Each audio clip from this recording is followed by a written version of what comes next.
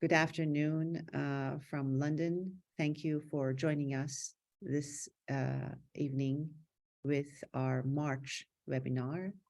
This month, we are delighted to welcome Dr. Hirad Abtahi, who is a distinguished legal scholar and has been working at the International Criminal Court for a number of years. There, he is serving as the chef de cabinet to the presidency of the International Criminal Court. Dr. Abtahi is also a professor of international law at Sciences Po's Paris School of International Affairs. We're delighted to be in his presence today in order to explore the subject of cultural rights and the manner in which international law is able to expand our access to cultural rights. Professor Abtahi has written a book recently in this regard. The book is very well received, although it is quite specialized for the legal community and legal practitioners.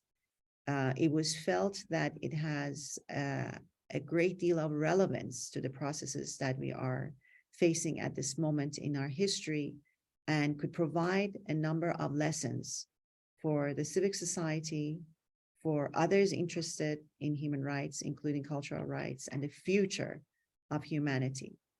So without taking much more of your time, let me just begin by saying that the full biography of Dr.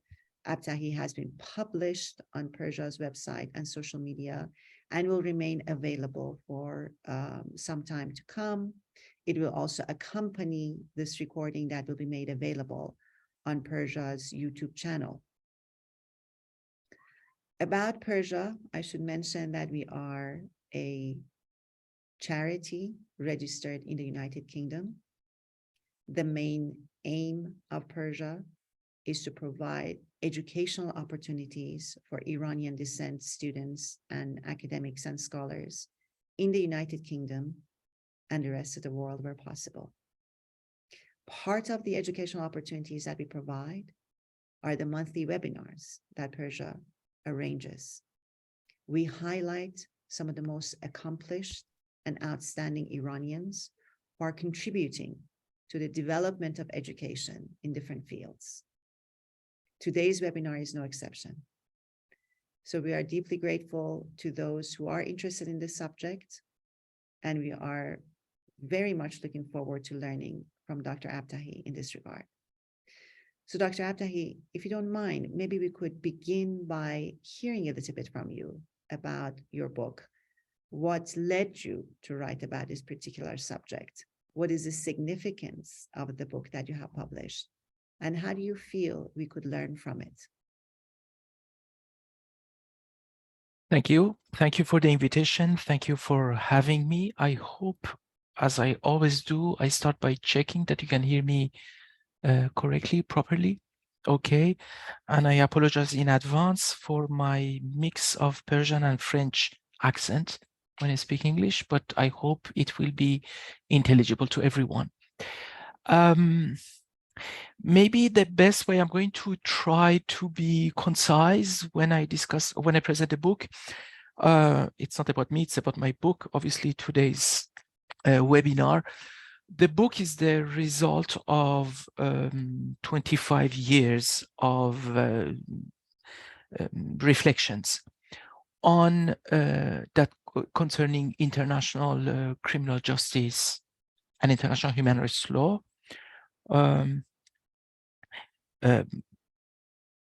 Starting with international criminal justice, I've been working uninterruptedly for a quarter of a century in various international courts and tribunals.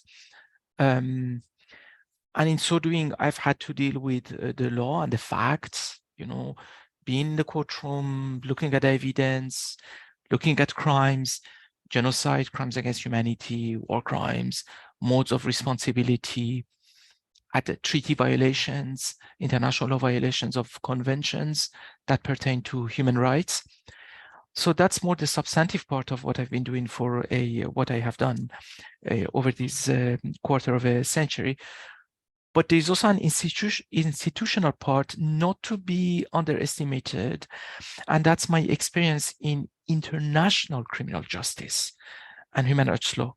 There's the substance, values, norms to be respected, the violations of which can give rise to prosecution, to punishments, but it's or sanctions when it comes to human rights, but it's also the institution itself. How do human rights law, how does human rights law, and how does international criminal law, how do they evolve in an institutional framework? They are not there in abstract. They exist as text and conventions or declarations, but how do we address them? Their implementation judicially, how is it done? So that's the other aspect that I've seen, and I've been in both types of courts and tribunals, those that were closing down. That was the Yugoslav tribunal when I worked when I was younger. And I arrived and I left when I arrived and it was in the institution building phase, and I left when it was the beginning of the closing down. That took it over a decade, but it was that. And I've been also at the ICC for nearly 20 years, serving the presidency of the ICC. And there I came, when I started, I thought it was going to be an institution building process of international criminal justice. But 20 years on, I see that it continues. So it's fluid, it's evolving. Because of this, I thought it's good that I mention my experience behind this book. So having been for a quarter of a century in this universe, in this particular field of international law, I have had therefore the privilege of seeing the evolution of substantive law, but also institutional law, international criminal law, international human rights law, as an insider. So I have developed an insider's look, hands-on. In parallel with this, I have, as you said, also worked as an academic, if we would use this term. By that I mean publishing and teaching. And this has been done in 3 languages: English, French, and Persian. Through each of them, I've seen different sensitivities to human rights law and to international criminal law. And the teaching itself, because it's been done in an international setting, for example, at the Hague Academy of International Law or at Sciences Po in Paris, being exposed also to students who have different backgrounds, culture or gender, etc., has also been enriching. So these together have been the incentive behind writing this book. When I started to write this book, someone I know, a former very dear colleague of mine, said, "Why don't you turn this into a PhD before publishing it? It's going to be more peer review, so to speak, criticism, critical comments." I accepted. I did a PhD, and I started and ended that PhD at a relatively advanced age in my early 50s. And the book is the result of that. The book is the outcome of these 25 years of work and at the courts, different courts, international courts, criminal courts, and teaching and publishing. So it consists, my book has put in writing, it consists of putting in writing my daily practice, what I've seen for 25 years. It's a little bit the biography of international criminal justice and human rights law as I have witnessed. Would you like to say the title of your book? The title of the book is Adjudicating Attacks Targeting Culture, from revisiting the approach under state responsibility and individual criminal responsibility. This is the title. It's very long, so I show it to you. long Fantastic. title. So it's really if you read the book, you need to have legal background, of course, to read the book, but you would see that I subscribe more to the school that have invented of pragmatic idealism, or to dream, but to dream non-illusory dreams. It's mainly that. So to be realistic, to be grounded, you know, solidly, but then to have your head still in the clouds and start to try to see beyond what you do. It was a good opportunity for me to take a step back from, like, I don't know, 12 hours, 13, 14 hours of work on a daily basis on these things, and take a step back and see it from a certain distance. In that sense, the book, I think, is the best I could do. I've published other books, but this is the very personal one. This is about my experience. Well, it sounds like it's also about the evolution of international law from state and collective forms of accountability to individual accountability. Am I correct? Yes, that's correct. It's also about, because state accountability, responsibility traditionally comes before, in international law, individual criminal responsibility. It's roughly speaking the 18th, let's say 17th, 18th centuries of the common era, which it started. State responsibility and individual criminal responsibility. State responsibility essentially is about states bringing a claim against one state, or many states bringing a claim against another state before a certain court. Today it would be the International Court of Justice.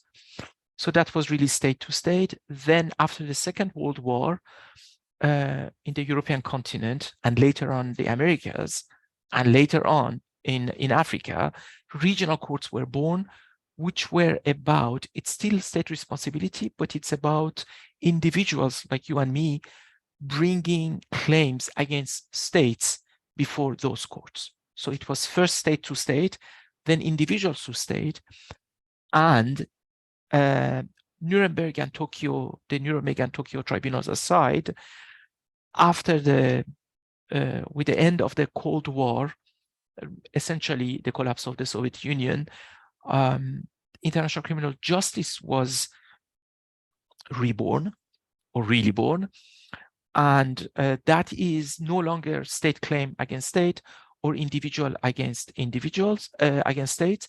It's about the prosecutor, who acts like every national system as the representative of the general interest, criminally speaking, who brings the cases before the judges of the court against individuals. The ICC does not deal with states. That's the ICJ, International Court of Justice. The ICC, International Criminal Court, addresses crimes committed allegedly by individuals. So that's what I did in the book as well. Yes. Fantastic. So you really take us through the journey of justice from Yes. the 18th or 19th century, when states were able to access justice, to now what individual citizens are able to do. Well, it sort of sounds like, from what you're describing, that your book is really examining the intersection between anthropology and law.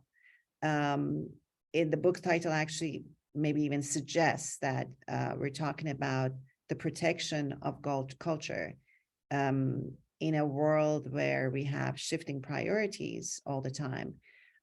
Could we maybe together explore with you how this could be relevant to our world today?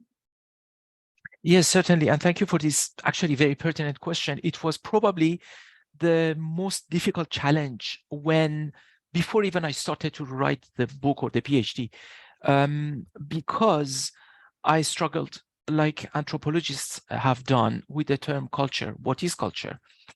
There are hundreds of definitions of culture in a given language. And even between languages, you have different approaches to culture. So since the language of today's webinar, and of my book, by the way, is English, I'll focus on that. broadly speaking, both in anthropology, but mainly also you take any of today's English language dictionaries. If you look for the word culture, you will see two things. And once I've taken you through that, you will see why it is pertinent and how it comes to why it matters, to have the webinar of today on this matter. We are not talking about abstractions. Culture can have one meaning, which is the one we think often of, the disciplines like music, art, theater, I don't know, literature, can be cinema, comic books, it can be anything. It can be high art, noble art. It can be classical music. It can be rock and roll music. Rap music, it really is very broad what we understand by the meaning of culture. It can be a 3-course menu, very refined. It can also be a hamburger that you get or a pizza you get at the delivery. It depends on what you call. But it's that sort of thing, cooking, that's culture. So, but when you start to look at these disciplines, which is the first definition of culture, the one that comes in mind, you immediately see what I've just did, which is that you start to link them to something else. A book is not going to be just a book. A movie, the cinema of Kiarostami, is not just going to be cinema. It's going to reflect something. It's going to reflect a society. It's going to reflect a certain way of thinking. It's going to show minorities, languages, landscapes of a country. So, so culture then becomes, and you have cinema, which is culture, the discipline, the first definition. But when you start to look at it, you see it represents something broader than just the techniques of doing it. So if you look at this second definition in all dictionaries, English language dictionaries I have come across, you see that essentially they all talk about the way of life, the general customs and beliefs of a group. Seldom we have individual culture, but we can also have that, but it's not the topic of today. Of a group of people, it can be the general customs of a group of people and beliefs of a group of people, but at a given time and in a given place, culture has got two components, two pillars, time and place. Within the same region, culture will evolve as canons of time evolve. But then culture also evolves from place to place. And this is very much in conformity with the United Nations Committee on Economic, Social, and Cultural Rights. It's defined also society and culture in this manner. So when we look at this, we see that at this broader understanding of culture, we see that it's made of, you can break it down to simplify to the extreme into two components or two ways of looking at it. Again, another two ways. First, you have tangible culture. That's the movable and the immovable. What's a movable? The movable is an amulet, a statue. What's the immovable? It's a museum within which you keep it. It can be a religious item within an institution dedicated to religion. So the first one, the former, is a movable. The latter is an immovable. Culture can be secular or religious, exactly as I said. It can be a museum, it can be a mosque, a church, anything, an institution dedicated to religion, a synagogue. But culture can also be natural or anthropical. What I mean by anthropical is human-made. Everything I said so far is made by us, but it can be also nature.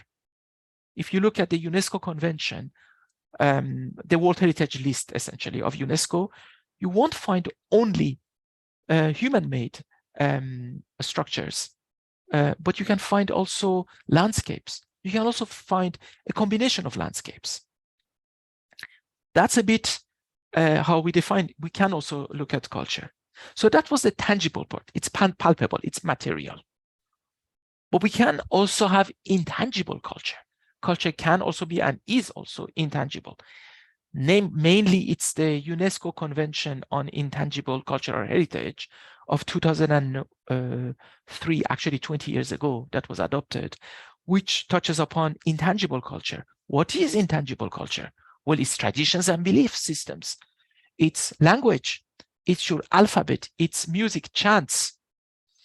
A spiritual, a religious chant is intangible heritage, intangible culture.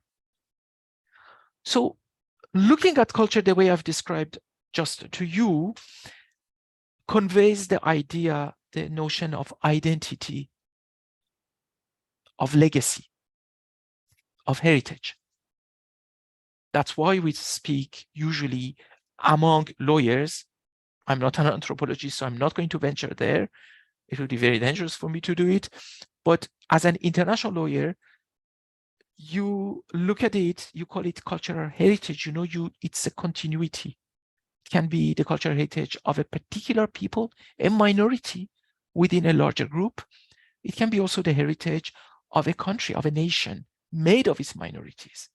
But it can also be the heritage of humanity made of all these, the sum of these heritages, or each individual heritage being so important even nationally that it becomes the heritage of humanity. Destroying it, whether it's intangible or tangible culture, will deplete world heritage, wealth, knowledge. Wonderful. So as a lawyer, when I was working on this, I saw that in international, there is a gap. Every time we deal in judgments and all of that with heritage, cultural heritage, or cultural property, there is this, it's not clear. Anthropology itself has not come up with a unified definition of culture. Why should a lawyer be able to do it? But the good thing is that we are all aware of the Universal Declaration of Human Rights that was issued right after the Second World War. That was general. It's a very general document. States, member states of the UN, after that, they decided that, okay, that was done just after the Second World War, just within a nascent United Nations. With time, 20 years later, states, slightly less than 18 years actually to be correct, states came up, 18 to 19, states came up with two conventions that specify in details what are those the provisions in the Universal Declaration of Human Rights. In 1966, they come up with two conventions. One is the International Covenant on Civil and Political Rights. So that's one pillar of human rights, civil and political rights. But there's another covenant, which is the International Covenant on economic, social, and cultural rights. So you see, human rights are then broken down into two pillars, civil and political, which we are more used to. We think more immediately when we talk about human rights. Usually that's what we think of. But this is other pillar, which is economic, social, cultural right. My book, my focus is on the second pillar, is on that. And obviously between social and culture, economic and culture, there is a lot of overlap.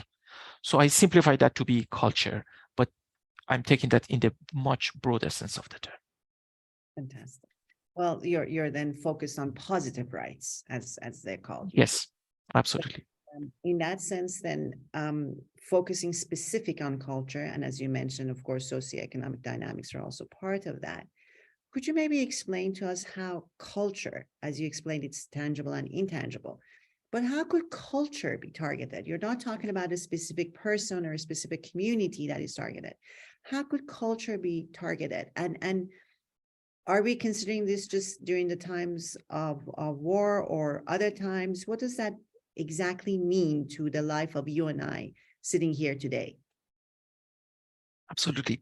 Again, a very good question. It's a very good question because, of course, I had also to spend time on it. It's actually very simple. Well, first, maybe I should clarify that my book is not the peacetime protection of culture. Mine is, as you said, and as the title says, it's about attacks targeting culture. So there has to be a deliberate attack against culture. Now, what is an attack against culture, a deliberate attack against culture? It doesn't need to take place during in a situation of armed conflict. It can, but it doesn't need to take place in a situation of armed conflict. In an armed conflict situation, you can think of, there is a war going on, and one side of the one party to the conflict attacks an institution dedicated to religion in that country, blows it up, bombing, etc. That's one way, but it doesn't need to be done in a situation of armed conflict. It can also be done in a situation of what I would call times of trouble, like something which is between peacetime and a situation of armed conflict, civilian unrest, crackdown over of the population, something like that. That population can be a majority, it can also be a minority, which we've seen a lot in various courts and tribunals. That happens when, for example, you have an armed conflict or unrest. Armed conflict when you have a territorial occupation of a country by another country. You can also have a territorial secession, separation from a country, a breakaway entities which end up in an armed conflict. But you can also have, as I said, a pure situation of unrest, crackdown on the population because they are claiming something, some form of rights. And when I say some form, because there is a vast array, so I want to remain very general. Both the UN tribunals, where I worked, like the Yugoslav tribunal, but also the regional courts and tribunals, human rights ones, the European one, the Inter-American one, and the African one, they are all addressing these. And the ICC, where I have been working for the past 19 years, is also dealing with that. So why is it important to look at this matter? Because whilst for a war crime to be committed, you need that naturally from the definition. You need a number of prohibited acts to be criminal acts to be committed in a context of armed conflict. For genocide and crimes against humanity, you don't need an armed conflict. We go back to the civilian unrest. You can have these times of trouble and murky waters, in which you are, and the crackdown takes place. There could be, I'm not saying they will or there is, but there could be a situation then of crimes against humanity and genocide. Now, how does this address the question of culture, as in, well, if you look at the Nuremberg judgment, it found that the destruction and arson of synagogues was a war crime and a crime against humanity. If you read the Yugoslav tribunal judgments, you would see that these destructions of mosques and churches, whether Catholic or Orthodox, constituted in some cases war crimes and crimes against humanity. The ICC has had a trial a few years ago with a guilty plea of the destruction of mosques and mausolea or mausoleums in Mali by the Al-Qaeda in the Islamic Maghreb. So it's happened, but that's very much the tangible culture I was talking about. It's really buildings, monuments that you go and hit and destroy out of racism, out of, the first example was anti-Semitism. The second example is something between religions. This religion attacks that one. But the third example, the one I said about the Mali, is within the same religion, that the most observant purists believe that the representation is not a good thing, and it's and they go and destroy. So you can have also that. But culture is not just that. As I said, the Rwanda tribunal years back, 20 years ago, found that rape of women can be an instrument of genocide. So you may say, but what does that have to do with culture? But here is where I take you back to the definition I was giving you, which is this more the UN Committee on the economic, social, and cultural rights has also done. That's when you look at culture as a society, as a collective. So the tribunal, the Rwanda tribunal, found that the systematic rape of a certain group of women, of course, was an instrument of genocide, in the sense that it brought about the destruction, the physically, women who had been, of course, subject to rape could not engage in the reproductive act anymore. And but it's also a psychological destruction. It's also the stigmatization, the exclusion from society, etc. So then you attack the collective, the group, which in part, genocide doesn't need to be full, it can be also in part, which in part prevented the society, in that case, the group of the minority that had been attacked by the majority, the situation that had been that had occurred, it prevented it from renewing itself. More recently, however, there have been two very interesting cases that go even beyond this. If you allow me, I would like to elaborate because this is really important. The Cambodia Tribunal, this is a tribunal set up between the government of Cambodia and the UN to deal with the Khmer Rouge crimes from 1976 to 1979. The Republic of Kampuchea that was created by a Khmer regime. And there is a minority, the Cham, C-H-A-M. Hopefully I pronounce it correctly. And this is a Muslim minority within the broader Cambodia. So the court found that the dismantling of mosques by the Khmer regime and the prohibition of daily prayers and the burning of Qurans was a crime against humanity of persecution. This is a very heightened, this is the worst situation in a crime against humanity, is if it's a crime of persecution, because it can be essentially any crime. It can be murder, it can be discriminatory crimes, but it has to be committed on a discriminatory basis. So here, the court, the Cambodia court, it was in 2017, so it's pretty recent, found that these acts against the Muslim minority were a crime against humanity of persecution. But it also said that forcing those Muslims, the Cham, to eat pork was a crime against humanity. These were part and parcel of persecution. Also forcing them to dress and have haircuts like the Khmer wanted, that was also part of the crime against humanity of persecution. So as you can see, this is where I was talking about culture. I think now it becomes a bit clear, all the preface that I was walking you through. This is where you see eating pork, culinary habits, the way you have your hair done, the way you dress. This is cultural, right? We might think. And your daily prayer, where you go, how you pray. Of course, it's a religious practice, but it's culture. Culture, as we said, can be secular, it can be religious.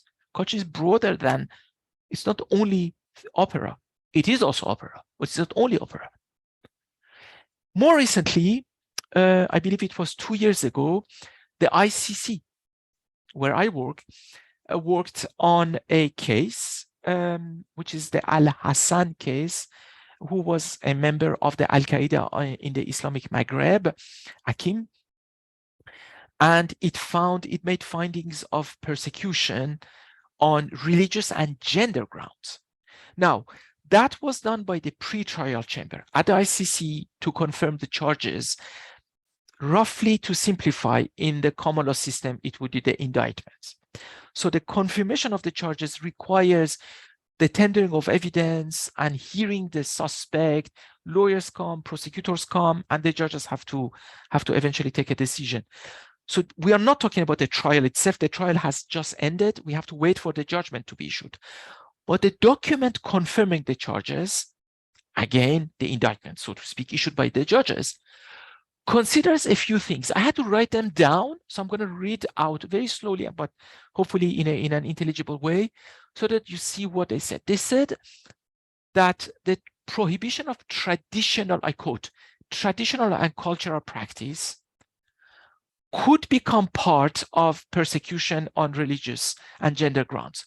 For example, prohibiting in Mali by Al-Qaeda of the wearing of talisman, amulets, or practice of magic, witchcraft, and sorcery could be a persecutory act.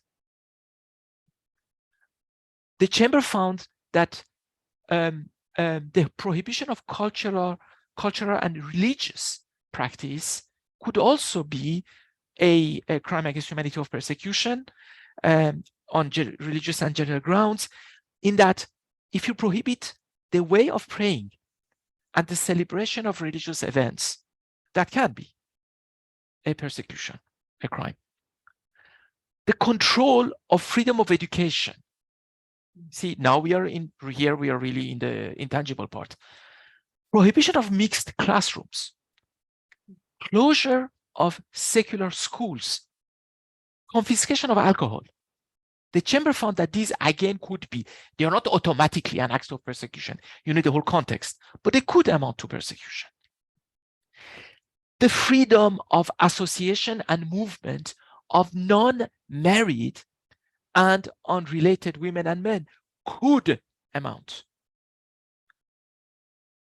On the veiling canons, you know, how you get dressed, how you cover yourself, not whether you cover yourself, but how you cover yourself. The chamber quoted a testimony in which the veil, if it was not covering you enough, or we don't have the translation in English, I'm going to use the French expression, but I'm going to say how it is in English. Al-Qaeda in the Islamic Maghreb said that if your hijab is trop jolie, too cute, that gives rise to, you know, sanctions. The chamber said that this in and of itself could also be persecution on gender, religious, and gender grounds. So the chamber didn't say that these acts individually, and here we need to be very careful, in and of themselves amount to persecution, but within a certain context they can. So back to your question, I'm sorry if the answer was very long, but I really had to go through the motions of international courts and tribunals, whether the human rights one or the criminal one. Yes, culture matters. Culture matters much more than we think. It's not just about high culture and noble culture, so-called. It's our daily life also. It touches upon men, from the examples I gave you, women, religion, belief, spirituality, you just name it. It can be any of these. It can even touch fashion. That, you know, affects our daily lives. So this is very important. And from the judgment that you just read, certainly now the legal precedent is being set for many spots around the planet that, you know, whether one or more of these elements are present, they're actually experiencing persecution then. So this is quite important in terms of a range of cases that involve either specific populations that are focused on belief and religion, or those that cross over to the issue of gender. So thank you for sharing that, because that's quite enlightening. One of the things that I really wanted to mention, because our time is coming to an end, but I think it's a very important question, because you, of course, come from an Iranian background and you have written about the significance of the Cyrus cylinder, which in, you know, popular knowledge is actually misunderstood to a great extent. We may look at it as an equal to Magna Carta, but it differs from Magna Carta as a source of human rights in significant ways. So what you have just shared with us is, again, talking about the intersection between law and heritage. And so at this point, the Cyrus cylinder plays a huge role as perhaps the first human rights declaration that, again, just addresses specific rights, not what we now call the modern human rights law in terms of the Universal Declaration of Human Rights. But what you have published on this particular document, or this cylinder, sheds new light on the document itself and its relevance, perhaps, to what we're talking about today in terms of cultural rights. Would you be able to maybe share a few words with us before our time comes to an end? Yes, certainly. this was, to start with, one of the most, it was the most difficult article for me, which then became a book to publish, because people didn't believe in university journals, etc., that there was a Cyrus that he did what he did. So I had to convince them that no, I'm not inventing anything. You just have to read the Hebrew Bible, Greek historiography, and of course the cylinder itself to see that what I'm saying to you is true. Now, why am I saying this? Because this came out of a debate between universalism and relativism of human rights. You know, the universalists usually say human rights are all the same and should apply in the same manner every way. Relativists said, no, no, no, human rights are the product of, you know, regions, geography, cultures, and therefore we cannot compare them.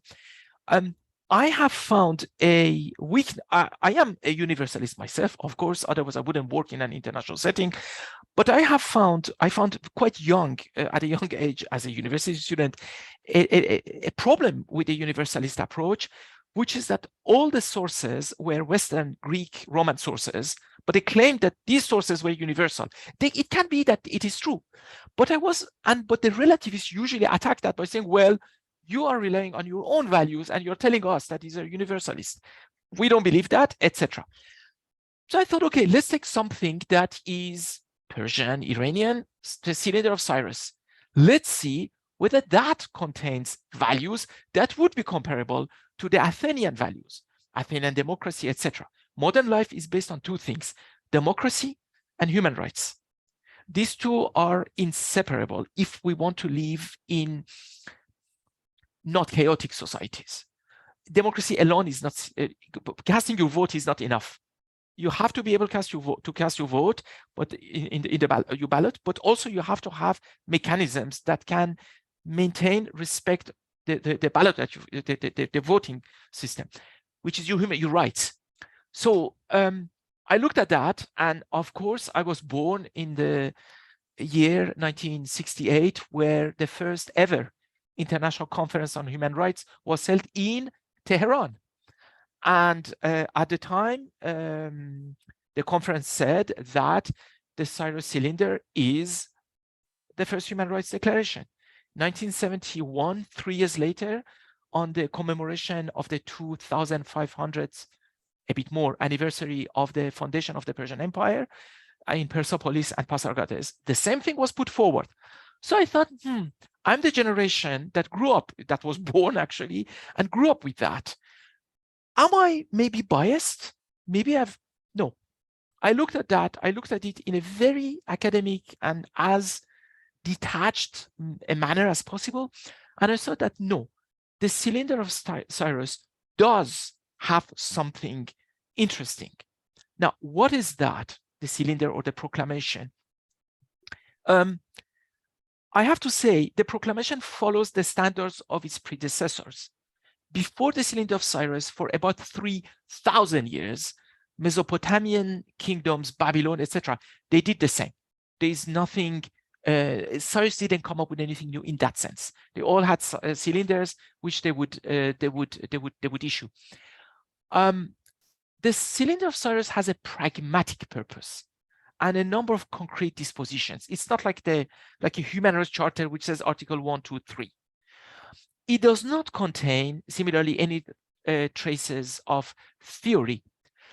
But in the actions that Cyrus explains that he undertook, one can see the premises of some of the core principles of today's human rights. I am mindful of the time, so I'm just going to give you some of them. You can find the freedom of thought, conscience, and religion, which is Article 18 of the Universal Declaration of Human Rights. That's the way in which Cyrus worshipped the gods of the conquered populations, not his own god. It's not clear what his god was. Contrary to general belief, it's not demonstrated that he was Zoroastrian at all. But he did worship the god of Babylonians, Marduk, which he had conquered. And he said, Cyrus, the king, his worshipper. So he shows to the conquered population that, look, I'm going to respect your God, your freedom of thought, etc. There is also the protection of the civilian population, and that is the protection from the military. It's protection from maltreatment by the occupying army. That's a premise of the Geneva Convention number 4 on the protection of the civilian population. It was also, he also said, he also dealt with servitude and ownership. It's been wrongly translated as slavery. You don't find the word slavery in the cylinder. It's about servitude and ownership. And he says that he brings that to an end. So you can see something around that. And that's the right to security. In human rights, we call that the right to life, liberty, and security of persons. That's Article 3 of the Declaration, and also number 4, which is about slavery, prohibition of slavery, which, by the way, the ICC considers as a crime against humanity. The very big originality of this cylinder compared to its predecessor is that it concerns the return of displaced people. And he does say that. He says, I also gathered all their people and returned to them their habitations. And that is, in fact, it's as attested in the Hebrew Bible, which is the return, in the case of Cyrus, of Jews, of the Hebrews, depending on how you look at it historically, to their promised land that came under Cyrus. And of course, that is not in the declaration, the proclamation. Proclamation is very general. It's about populations, but it's corroborated by the Hebrew Bible in the various books of the so-called Old Testament. If you read them, you'll see them. It's just very clearly stated.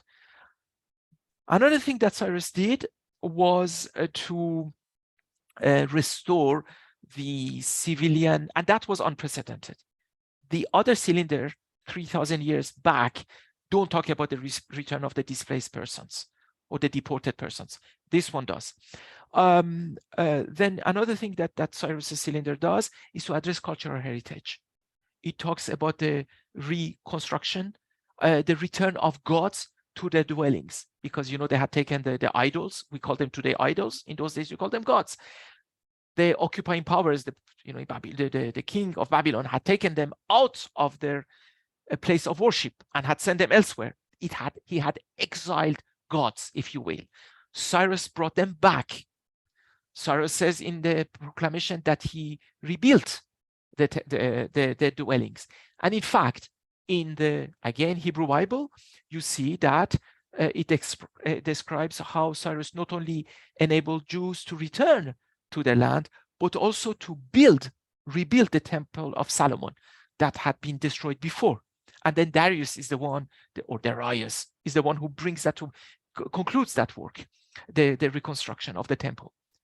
So these are, you find these in various human rights and international criminal law treaties. These, what Cyrus did. In this sense, yes, he did come up with an avant-garde approach to human rights, cultural heritage, cultural property, and the return to the lands of many populations, particularly the Jews, because we have the proof in the Jewish literature, in the Isaiah, Ezra, Nehemiah, and the Second Chronicles. If you read these 4 books, plenty of literature, very interesting to see. In Talmudic, this is so interesting that in Talmudic writings, the words in Hebrew, Koresh, which is the way you would write Cyrus, Koresh is written, they would change the order of the 3 letters to become kosher. So in Talmudic writings, sometimes instead of saying Koresh Cyrus, you say kosher Cyrus. And that's a very interesting way to look at it. Greeks have called Cyrus a father. Actually, Cyrus was called Messiah. by the first Messiah to be known before Christ is Cyrus. And Jewish literature refer to him as the Messiah. So for many years, in the literature of exile, that's what it's how one calls it in Judaism, the literature of exile, which lasted decades, deportation. The Jews were talking about the Messiah. They were looking for the Messiah. So when Cyrus conquered Babylon and liberated them, he became the Messiah. He didn't call himself Messiah. Hebrews, the Hebrew people, called him Messiah. So these are all proof that this is not just some sort of propaganda created, made up, like, recently. It's rooted deeply in history. Greeks respected him, from Xenophon to everyone respected him. Romans respected him. They talked about him as a democratic figure, etc. And more recently, in the 60s, I believe Ayatollah Tabatabai, one of the greatest thinkers of Shiite Islam, in Tafsir al-Mizan, I have it. He suggests that the famous Zul Qarnayn of Quran, which many consider to be Alexander, would actually not be Alexander, but Cyrus. So honestly, you look at everywhere, he's been recognized as such, and I don't think this was a made-up thing. It goes back to history. And yes, is the Cyrus cylinder or proclamation a human rights declaration? It's not a declaration, because as I said, a declaration is abstract. No one shall, etc. It's not like that. But it is an avant-garde way of looking at this. We didn't have human rights declarations in those days, so we cannot compare.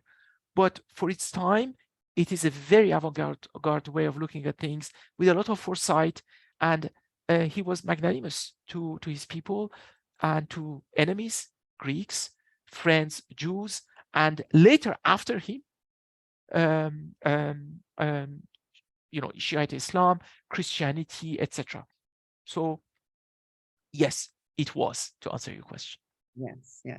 But it also included, perhaps, maybe not directly, but indirectly, certainly, the freedom of movement, because by referring to the issue of servitude and ownership of individuals, which we, absolutely, so refer to slavery, it also has to do with the freedom of movement. But again, these are specific yes, articles that yes, some elements of the Universal Declaration, but yes, not the articles of the Universal Declaration. That really sets the foundation for modern human rights law. Yes, let's be fair to Cyrus. The Universal Declaration for Human Rights was drafted at the instigation, by the way, and support of Eleanor Roosevelt after the Second World War, a war that devastated the planet, with a Holocaust within it. Actually, by the way, the Cyrus cylinder comes 25.5 centuries ago.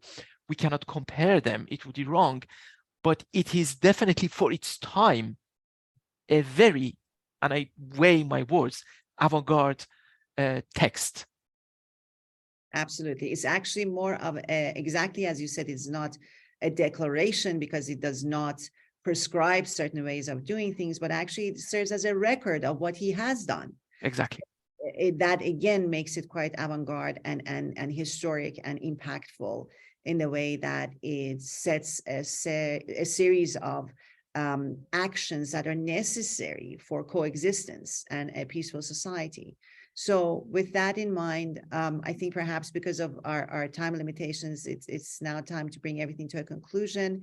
But certainly what you have created through your PhD work and through your publication, maybe in a smaller measure, but certainly inspired by the Cyrus cylinder, is opening a new way of looking at culture, and the manner in which it is intertwined with our daily lives and our human rights, the importance of our cultural rights, the manner in which we must protect them as individuals and as societies. Maybe at some other point in future, we could also speak about the role of institutions as the third protagonist of society in not only preventing cultural genocide or atrocities, but also in promoting cultural rights of peoples. So Dr. Abtahi, with those words in mind, thank you again for taking time out of your busy schedule to spend this hour with us and to share with us a few words about your amazing work. We're grateful to be introduced to this book. I'm sure that we'll be able to access it online. That a link will be placed on the Persia website to the book for those who are interested in exploring this academic work and perhaps expanding on it, looking at the application of the work that you have done to specific cases around the planet.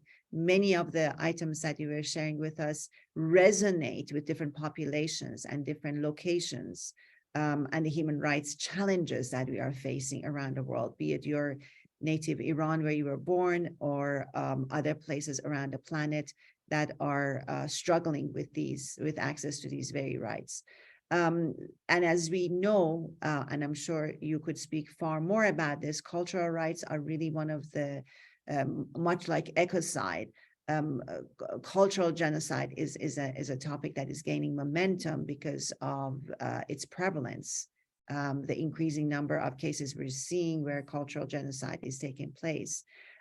So for those students, going back to Persia's focus for students and young professionals, for those who are interested in pursuing their studies in international law, not only looking at international law and human rights law, but also specifically looking at cases of cultural genocide, this is a book to certainly study, to refer to include in our research, and to perhaps translate into other languages. Given the fact that Iranian descent students are not only in English-speaking settings, but also spread around the planet and looking at these phenomena, both in country on site where cultural rights are violated, and also based on desk research and academic work. Anything else you wish to add before we close the session, Dr. Abtahi? No, just to thank you very much for having taken the initiative to invite me. And I wish we had an extra hour to continue the conversation. So do we. Hopefully we will have you for another hour looking at the institutional implications of your research regarding cultural rights. But we thank you and we look forward to having you at Persia again. Thank you for your time. Thank you very much. Please Bye-bye. feel free to join us next month for those who are interested in following Persia's webinars, and in particular, join us in the month of May when we will be announcing the recipients of our next Persia Mirza Khani Scholarship for Women in STEM. Thank you again for your time. Thank you for supporting Persia, and see you soon. Bye-bye.